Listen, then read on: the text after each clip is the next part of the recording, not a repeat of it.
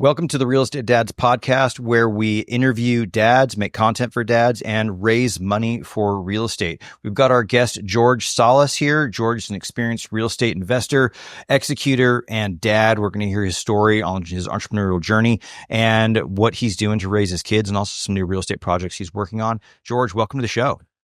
Well, thank you, Max. I love the intro. Trevor, how you doing today, man? Glad to be here, gentlemen. Appreciate the invite. Yeah, we're so glad you're here. So, George, you've worked with Trevor for a while, and let's get your history before we jump into, I'll call it more of the conversational stuff, which I think is what most listeners actually like to hear, is the conversational intricacies, but we'll start out with your history. Yeah, absolutely. So a quick recap on my journey, started when I was 6 years old. I'm a kid from Peru. So imagine, living in a third world country and going from kind of a city, Lima, parents getting a divorce. We ended up moving to this small little town and lived in an Adobe house for 9 years. Okay. Half of this house had collapsed because we didn't have any money to fix it. So the tile, kind of messed up, and half of it, we just let it collapse. And so we had to live in these two little areas, right? Now, fast forward 9 years, I moved to the U.S. with my family without saying goodbye to my father, and from there, just started my life out here. I went into hospitality, and I grew up always having a dream, gentlemen. And my dream was to always, create a business. And I always wanted to I would tell my mom that I was like, hey, Mom, I want to be a business person. I want to be a businessman. She wanted me to be a doctor. She wanted me to be a dentist. I'm like, I want to own my own business, right? So, and fast forward from there to about 23 or 24 years old, I started a marketing company, right? And I had worked in hospitality for about 5 or 6 years as a server, bartender, etc. And I started a marketing company, but it was more of a hospitality marketing / production company. So I would produce events and in series in different venues around town. I would market them. I would bring the people. I would host them. And you call that a host in Vegas. You call that a promoter down here. So I would produce all these events. I did that for 10 years. And in 2016, I got approached by somebody else, who's a gentleman from one of the venues that I was working with, to open up an event venue, aka nightclub. And I did. I said, I'm going to go all in. I want to be at the top of my industry. I was at the top of my industry as an event marketer, producer, but I wasn't an owner, right? So I was like, hey, I want to own my own business. I thought that was the climax, right? And I did. I put 300,000 plus out of my own cash, right? And fast forward 3 years, we were about a year into the venue, opened up about a year and a half late, and the whole entire project collapsed. Okay. I did not realize, that I didn't have the experience I needed. I didn't do the proper due diligence. So many lessons that we can talk about today, but I ended up losing everything, gentlemen. Every dollar I had, everything I saved for 7 years, right? What year was this? This is like 2017 when I lost everything. Okay. So I started over. And that was the game-changing moment. It was my transition to real estate. And that's when I started learning. So I started doing, I was very resourceful, right? So quick recap, I went to seminars. I attended, meetups. I listened to audiobooks. I bought a bunch of courses that I could. And I did my first deal 4 months later. And then fast forward to today, right? We're partners, and Trevor and I and all we're working on this big fund. We're doing bigger projects, own $10 million in real estate, so living the dream with a beautiful family, a gorgeous wife. And, my little one is 2 years old now, which I know it's going to be a great conversation today. George, how many pieces of real estate do you and your wife hold now that you have some kind of interest in? You're at about 20, right? So we have about 19. We just added one more, but this one is only a management one. But I personally, both of us own about 18 or 19. We were selling one of them, but we did that in a period of about 3 years, really. So it's been a journey. Yeah. And it's a mix of short-term rentals and wraparound mortgages, creative finance stuff, like just all that. You dabbled in all that type of stuff, right?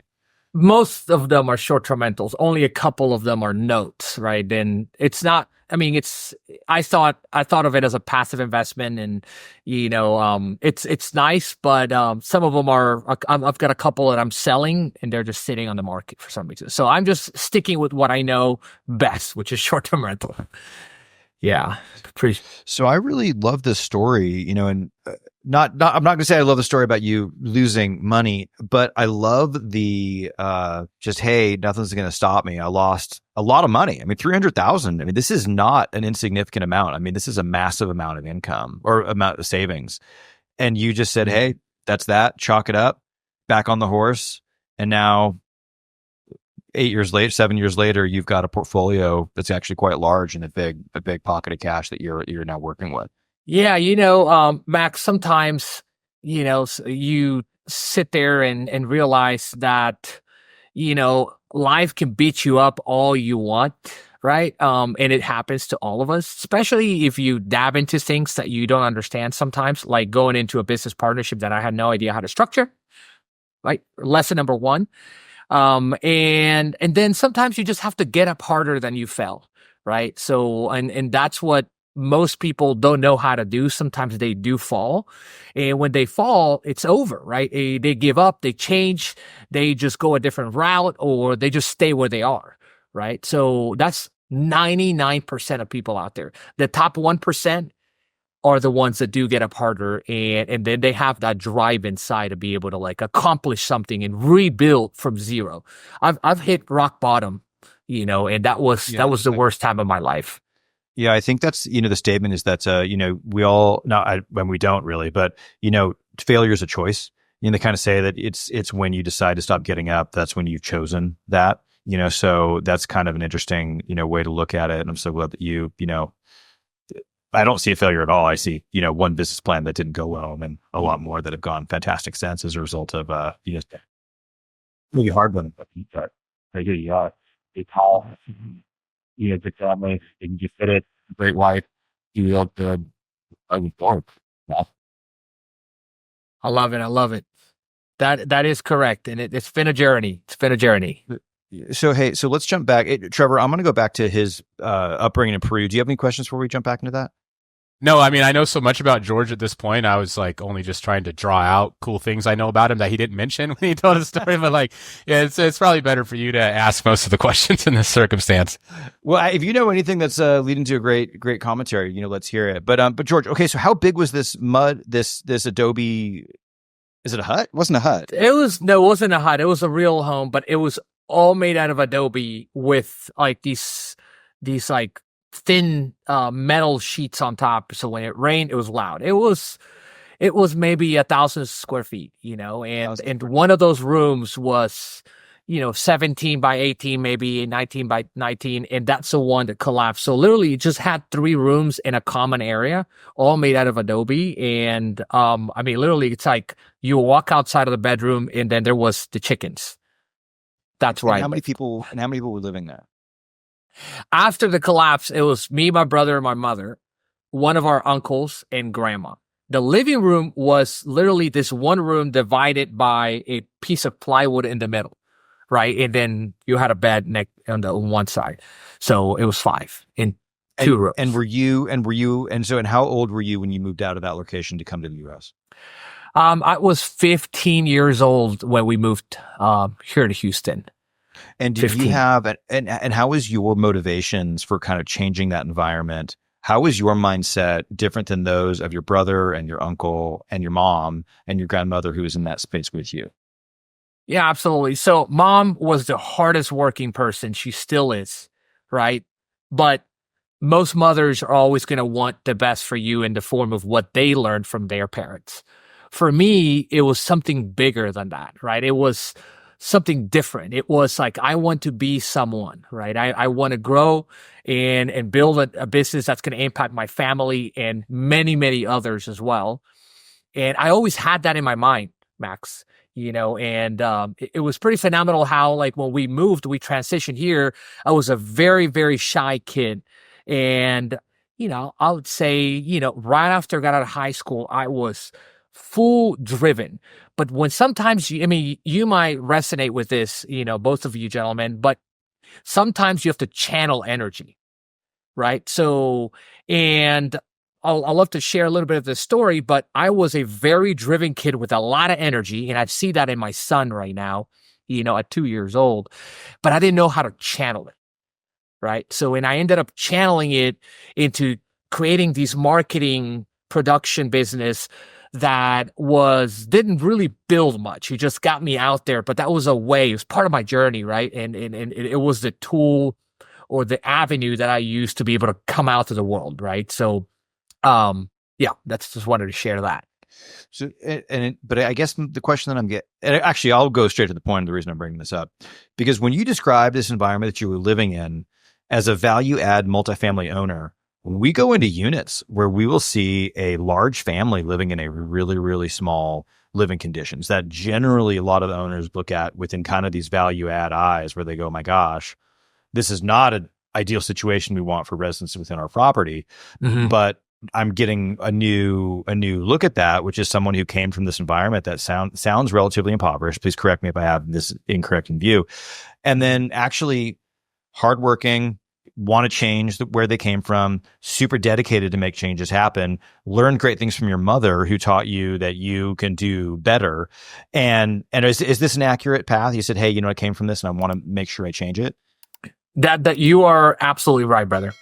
And have you ever dealt with this with one of your properties where you've got kind of, this large body of people living in a location where where you as a landlord are looking at it going, hey, you know what, this is a problem for the property. Have you ever had that situation? No, we haven't run into too much of that. I haven't dived too much into the long-term rental side of things, but sometimes when our properties mostly rent short-term, we will have medium-sized families coming in and living for 7 to 8 months, maybe from an insurance claim or something like that. But I have seen it, and it could get a little complex because the wear and tear is a little heavier on the property, right? But we don't struggle with that too much. Well, I'm glad you don't struggle with that. As a landlord, there's always this kind of thought that landlords are always trying to, raise rents at the property, and generally landlords are trying to kind of improve efficiency more than anything else. And when you see sometimes some of these situations as a landlord, we see some pretty gnarly stuff. You do a unit walk on a 100-unit property, 200-unit property, 300-unit property, and the conditions, especially if the asset's B minus to C plus, you see some stuff. You see some stuff that can be pretty crazy. And, and there's generally not, and this is a conversation, so please, I know that. But I guess with your background, I love hearing this kind of like, hey, like people come from all walks of life and they improve their situations. That's actually what I love hearing about this in regards to, where you came from and you came to the US. And so and let's go back to this. So your whole family came. Dad did not. You guys left. Mm-hmm. And that whole group of people that were living in this Adobe structure all came together. And was it, if you don't mind me asking, was it legal or was it illegal? Yeah, we were legal, right? And it was just my mother and myself. We flew in to Miami, so all legal. So I didn't come illegally into the country, thank God. Well, if you had, that wouldn't have been a negative for the interview. It would have been more of a context of, a little bit of the American dream story, because we always care a little bit about how hard people have to work to achieve some of those goals. And for you guys, coming over here and making some pretty big changes. And you're also what's your ethnicity? Peruvian, so Hispanic. Peruvian and Hispanic. Peruvian. Did you know English, George, when you didn't, did you know English when you landed in Miami? No. I did not speak. I took a year of basics and I knew how to say hello, how are you? That's it. Dude. I know, right? And how involved was when you say you didn't say goodbye to your father, did you have a relationship with him or was he just not in the picture? So because, the split between mom and dad was rough, she literally, took us from the first time when they got a divorce. And so she's like, hey, we're going to your grandma's. We left. And then when we were in Peru, he had came back into my life again. So he literally moved from the capital to this small town. right? And it was maybe a year before we moved. And so we disappeared. Like, we didn't say bye because mom's set we couldn't say bye, because I don't think he would have let us move away, obviously, right? So, I mean, that was the harsh truth. Did you, I guess the question in regards to the real estate dad's kind of nature of this call, we ask everyone this, but did you get any good lessons from your father, or was it lessons you learned from things that you wished he had done differently? Yeah, I mean, today I look at and I see him alone, right? And he's older. He's 82 years old, 81 years old, and he's actually coming to visit here in 2 weeks for 2 months for the first time ever to do a US. So we're bringing him here, to visit.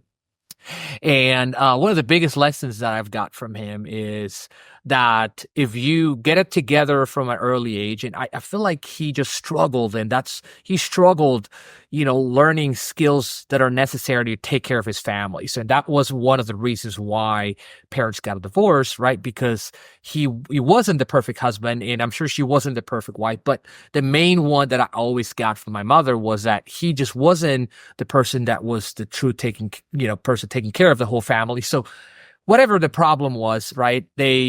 I see that, he could have done better, and I don't know if he has the regret, but I'm sure that he does, right? And that's the regret of not living out to your purpose, maybe, right? And that's today, I see that in many people when they're at their older ages, right? Like, you don't live out your purpose. You don't maximize all you can be.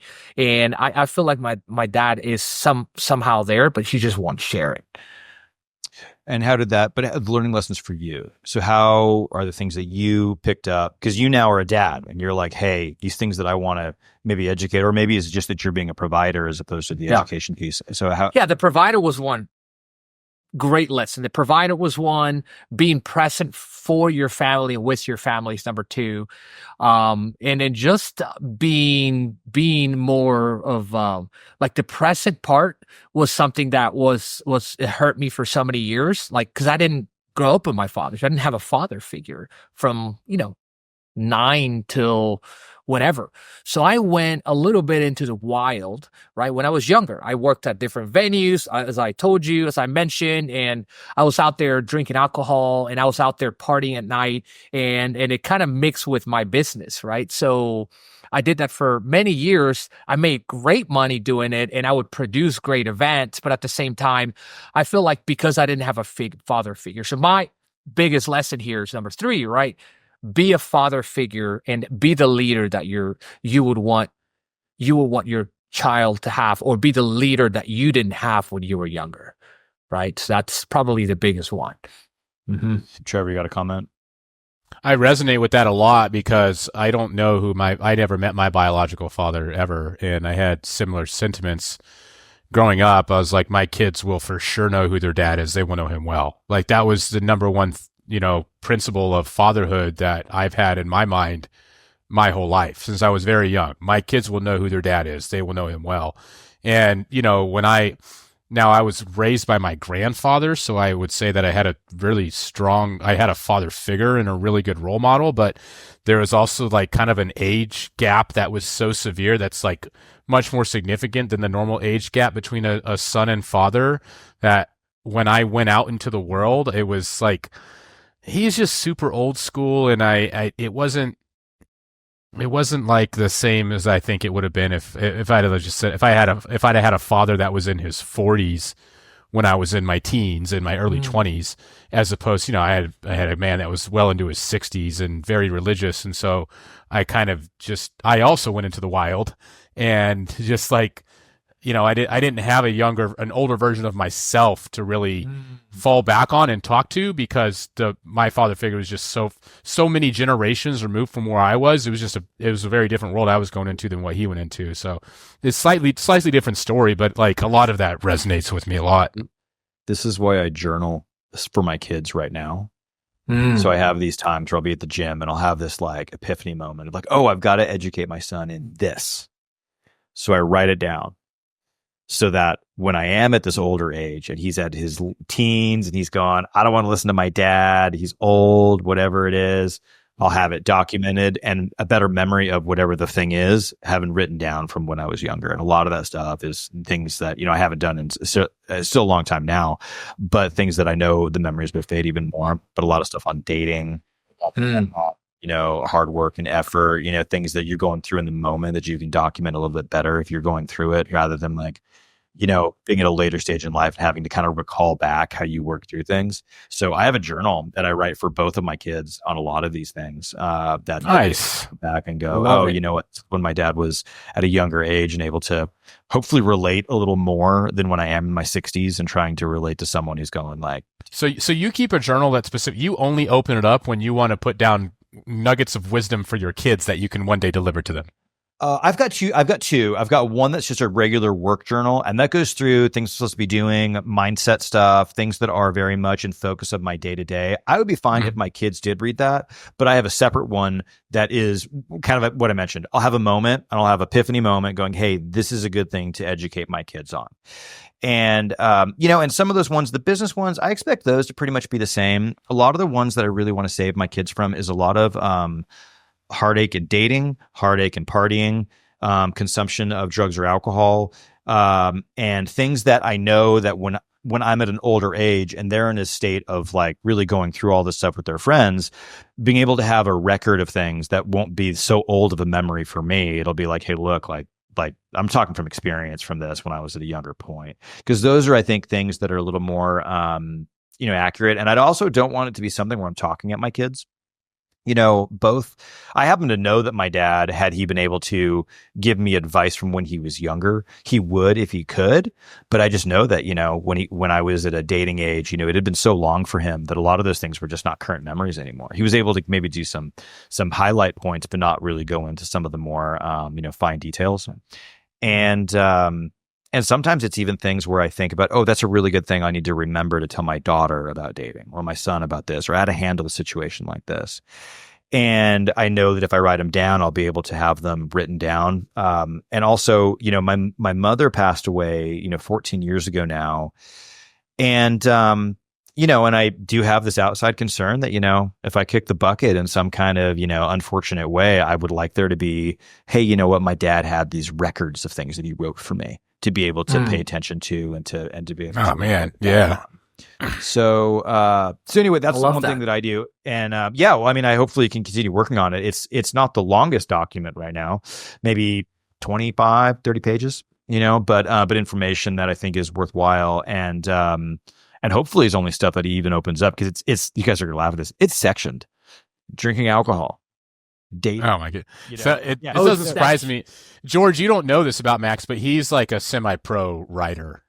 Yeah, he has a fair enough. He has a passion for writing. I have a passion for detailed communicating. But with some of these things, I don't want him to have to read the whole thing. I want him going like, hey, you know what? I'm dealing with this one freaking issue.